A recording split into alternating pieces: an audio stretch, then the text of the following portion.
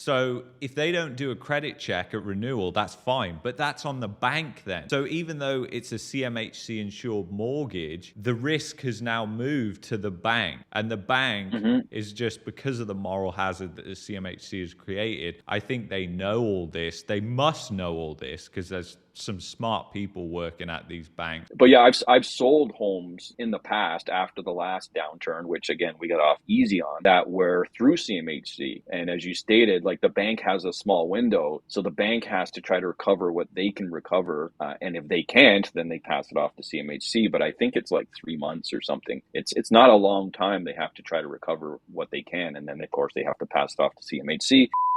When I took the Uber to the airport the other day, I didn't even bring this up in conversation. And this guy was literally like, do you rent or do you own your home? And I was like, we rent. And he was like, oh, you should buy. And this is like a guy who's been in the country 8 months, he was telling me. He was from Africa. And he's somehow buying a home. And I'm like, how's this guy buying a home? And he's telling me to buy a home. And I'm like, this is just such a mess right now. I don't know how much fraud is going on in the market. I mean, maybe it's not fraud. Maybe that was all legitimate on his end. But it makes me question a lot of things, like in The Big Short, where, strippers are buying houses. Like some things just stand out to you like a sore thumb. And you're like, how does that happen? So I'm sure you know, because you were on the receiving end of this in 2020, 2021. A lot of the people who were buying were speculating, weren't they? They weren't actual first-time home buyers. So the reason, and again, this is for probably the last 10 years, the reason prices did what they did, and the reason we had this massive run-up was not because of, families buying homes that there wasn't enough inventory for. It was all because of speculation. I saw it.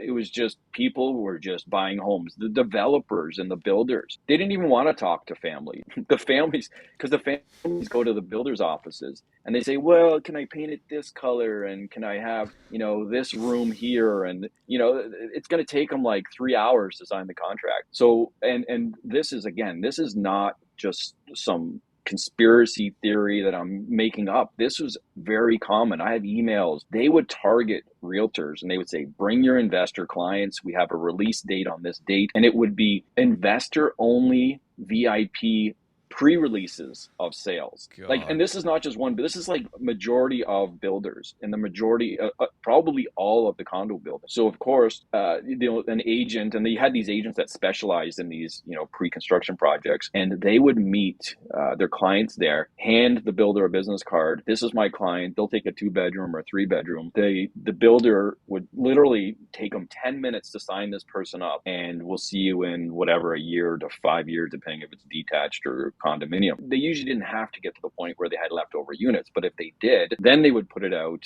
to the normal sales to the families and whoever else. So yeah, like the whole concept was built on speculation for all the builders. And I can't say all of them, like the small ones, no. This is what we need. We need the small, sustainable builders, not the Walmart builders, I call them. The Walmart builders are like the ones, and I love Walmart, let's go in there or whatever, get what you need, right? But it has the Walmart effect. The Walmart builders are like, here's our 5 to 10 models, choose which one you want. This is the lot. You want to pay a little extra, you get the lot. Not develop the land, sell the land to individuals, and they can choose their own custom or semi-custom builder. Or if you want a pre-construction or a prefab or whatever it is, then you can get that, a spec house. We've come to this way, and this is how people used to build homes. People used to build homes where they would get a lot. Maybe they got it from a family member. Maybe they got it from the city for next to nothing for one of the infill lots, or they had a development and you would hire a builder, or maybe you would do it yourself. There's none of that anymore because it's so unaffordable. Now it's the government's working with these corporations, and this is the only way they can build. They can build by creating these cooperations between governments and building and allowing this to happen, and that's great, right? That's great that they can do that. But then who do they go and target? Speculators, because that was the only thing that could justify these prices. And I remember back in like 2016, 2017 going, these people aren't even going to be able to rent these places out for what they're paying for them. Like it doesn't even make sense. But they didn't care, because as long as prices went up, if they were cash cash flow negative, it didn't matter because they were making that return in a couple of years from now. Now we're also seeing there are a lot of people in trouble. Like there is massive amounts of like fraud and whether it's tax fraud. And I just dealt with it. I just posted something, of course, and people are like, you should report them, John. It's like, I'm representing the tenant here. I'm not reporting anybody. But people have to close on these speculative, pre-construction things. So they have to, how do they close? Well, they got to have their 20% down and they have to qualify, and maybe they have to make up their T4s or whatever they have to do. Or they say they're moving in. And there's a lot of, and of course, now you have HST rebates on these new units where, in order to get your HS rebate, you have to move in. And if you don't move in, and they follow up, they wait like a year CRA, and then they call you up and they say, did you move into that unit? And then you'll say, yeah. And then they'll say, okay, well, send me this and that and the other. So you can see, like, you'll see these signs. People move in and they'll say, well, I got to leave the utilities in my name. You can't switch them to your name. And I'm like, why? Why does it matter, right? And it's because they have to claim they're living there most likely. So there's a lot of, again, just a lot of this shady, and it is illegal activity that people are still, and it's not like they just did this today. They bought these units a year or two ago and now they have to close on them in these times, and they're left no choice. What are they going to do? Come clean? Hey, by the way, I've only got 10% down and I need 20 because, so I'm just going to say I'm moving in. The one excuse was I'm running a business out of the house. I need to leave the utilities in my name. And it's like, how are you running a business out of this house when there's a family moving in there and it's a single family home? Like, so are they going to be getting your mail? Is it going to come? You're going to say, hey, can you give me my mail for my business I'm running out of the house when I live in Toronto, but this is in Niagara? It's like, yeah, insane. Yeah, that is mad, because as well, the CRA, I believe they have like a 5 or 6 year recourse as well. They can literally throw something up and try and audit you like 5 years down the road and say, hey, have you got all the documents? So, these people, who knows, they may be getting audits when all shit really does hit the fan. Because I think the problem is, like, as you just described, when people say that they're living in the residence, that's the most common fraud that I've seen online. Like, it is really common. I've gone through many Reddit posts, people even posting about the people committing fraud on the Reddits and saying,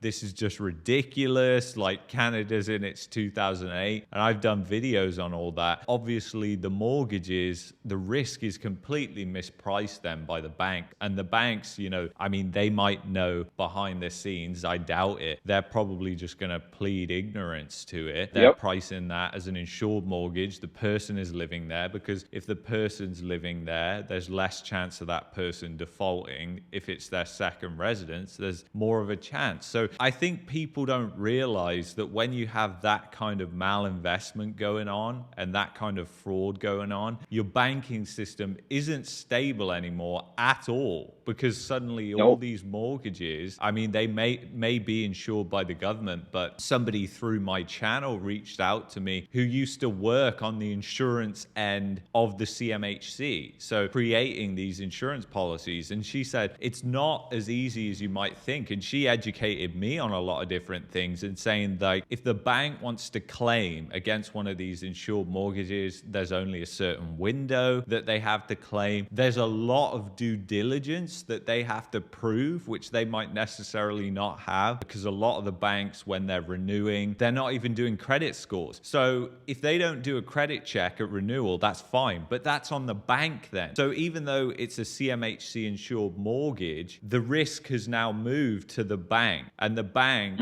is just, because of the moral hazard that the CMHC has created, I think they know all this. They must know all this, because there's some smart people working at these banks. So they must know all this, and they just don't care, because they're making so much money off the fees selling these mortgages. Well, the CMHC, what was it, 8-10 years ago, they upped their fees, right? And the reason they did it was to cover themselves for when the slow economic times came, which never came because they just lowered interest rates again. But it used to be like 3.85 or no 3.15%. What it is for a 10-year or a 10% down, mortgage. Now it's an insured mortgage. The fee was like 3.15%. That used to be for the 5 percent down mortgage, and now Right. that went to 4%. And they clearly said it's to cover future risks, and Hmm. which must be just astronomical at this point. But yeah, I've sold homes in the past after the last downturn, which again we got off easy on, that were through CMHC. And as you stated, like the bank has a small window, so the bank has to try to recover what they can recover,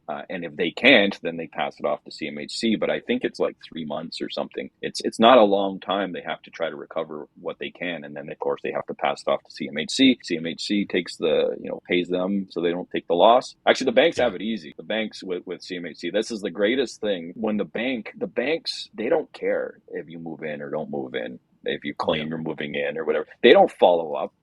I've never heard a story of the bank following up. I've talked to lawyers, and yeah, it's like whatever. Like after the closing date, it doesn't matter what you do with that house. Like it's over as long as leading up, you get your insurance as a primary residence for your proof of insurance, and you claim you're moving in, of course, for if there's tax implications and whatnot. That's it. After, nobody ever follows up to see Hmm. if anyone moved in, and so they've kind of enabled this mortgage fraud, because it is mortgage fraud, right? But they don't care because everyone's making money, and it looks good on the economy, right? So This video was powered by ExpressVPN, helping you get around the censorship laws in Canada. Go to expressvpn.com/market mania if you're interested in a VPN.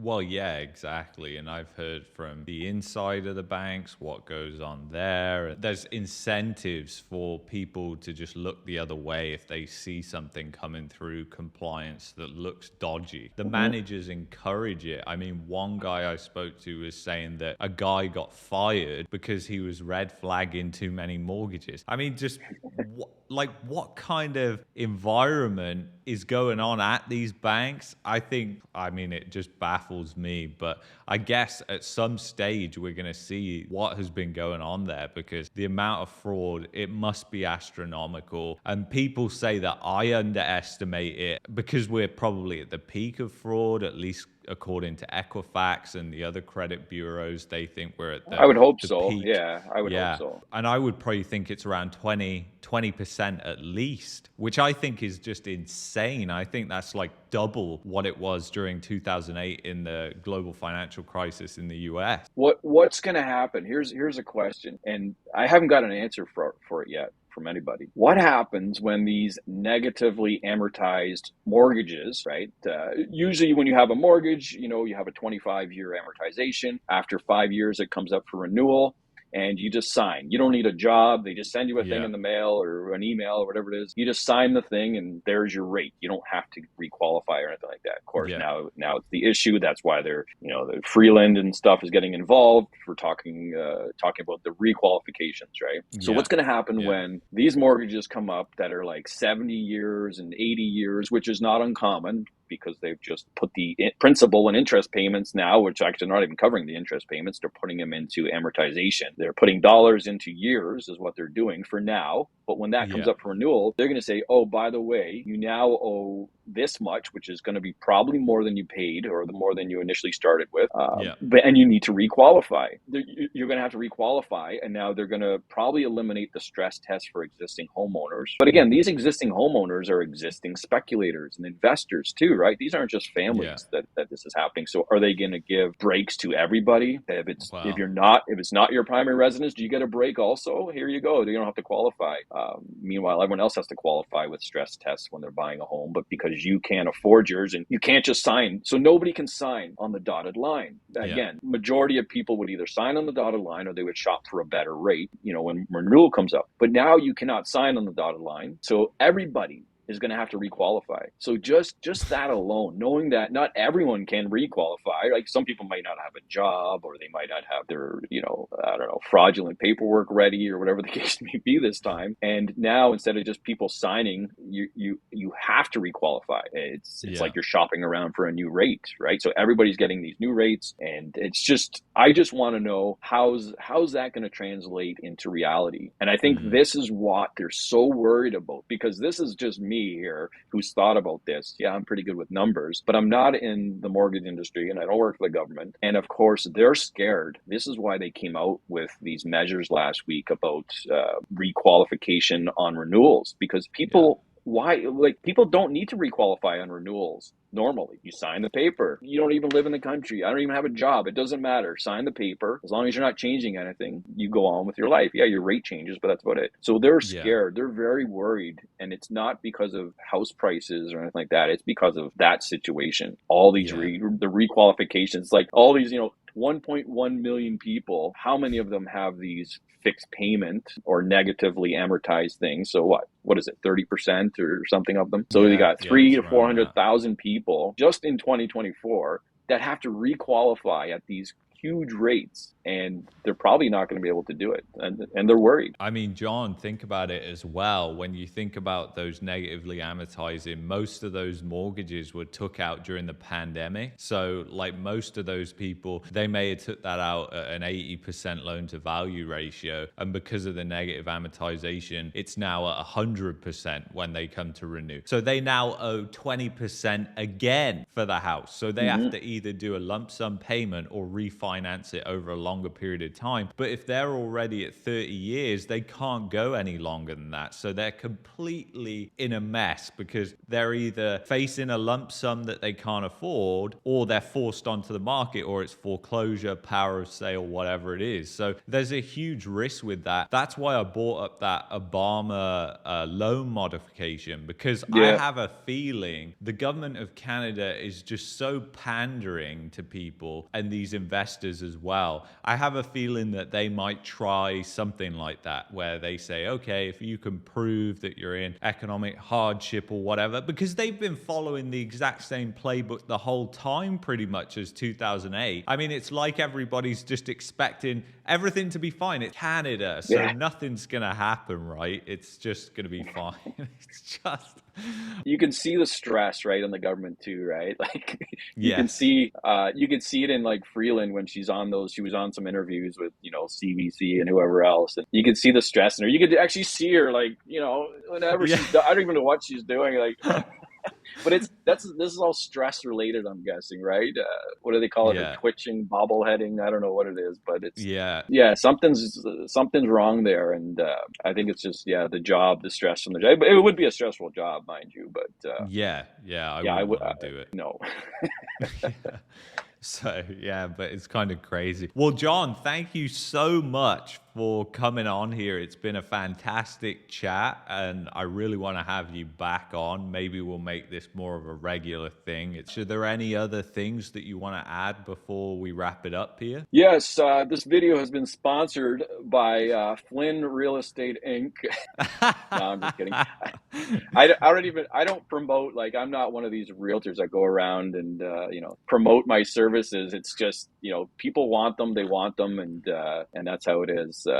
But it's been an honor chatting with you here also, and we've spoke on the phone before, and we always have a good conversation. I think it's been a good one today also, and until next time, we'll find another good topic. I'm sure it'll be housing related. And, you're a smart man, John, and your channel is fantastic, and you're educating people on what they need to know about the market, and you're a boots on the ground guy, and it shows that you have integrity as well, right? When you're actually calling a spade, and you're dependent on that for your income as well. That says a lot about a person to me. It says honesty, it says integrity. And as I've said to people, actually, this is a great time to look for a realtor, is in a downturn, because if you go to some realtor and say, how's the market, and they say, oh, it's a great time to buy, they're dog shit, so look for somebody else. That's true. Most of them will tell you that too, right? Most will tell you that. That's the unfortunate part. I talk to realtors obviously all the time, and sometimes we talk about, and they say, I watch your videos, and I say, oh boy, right? Because I figure I'm like the enemy of the industry at this point. But I'm not, right? I'm not bad mouthing the industry. Yes, I could say there's some things things in organized real estate that need to change, but I don't really talk about that too much. I've Yeah. stopped talking about it more. I don't want to get in trouble, but most of them agree with me. Most of them say yes, but they would be scared. They don't say this, but I'm guessing they're scared to say this because they're scared of losing their clients or upsetting a client at the current time, right? And people say that to Yeah. me. They say, "John, what if your clients look at this tweet that you just did?" And I say, I always get smart with them and say, I never thought about that. Like, no, but they like it. The clients like that I'm going to be honest, right? Yeah, if Yeah. you're looking for an agent to lie when they're listing your house and tell everyone this is the best deal in the city and prices are going up, well, I'm not the guy, but you're delusional if that's what you think. So yeah, you should get the honest person who's not scared to tell the truth. Well, they call me and they ask questions and they want my advice, and I like doing it, right? Because I like to try to help people, and that's what it's about. I feel good at the end of the day, right? Money's money. Yeah. Like, who cares? You can only have so much money. Like, the more money you have, the more problems you have, in my opinion, right? And the more Oh greedy you yeah. almost have to be. So you need enough. I have enough to live. I'm happy. You got my family, and that's it, right? Other than that, this is how I give back instead of going cleaning up the garbage on the streets. Yeah, yeah. And it's a great way, John. You do a fantastic job. So thank you so much. So thank you everyone for tuning in. If you've enjoyed this video, you might like the video I'm bringing up on your screen right there. You might like the playlist right there. If you're looking for a VPN to get around the censorship, go to expressvpn.com/marketmania. I'll see you in the next one.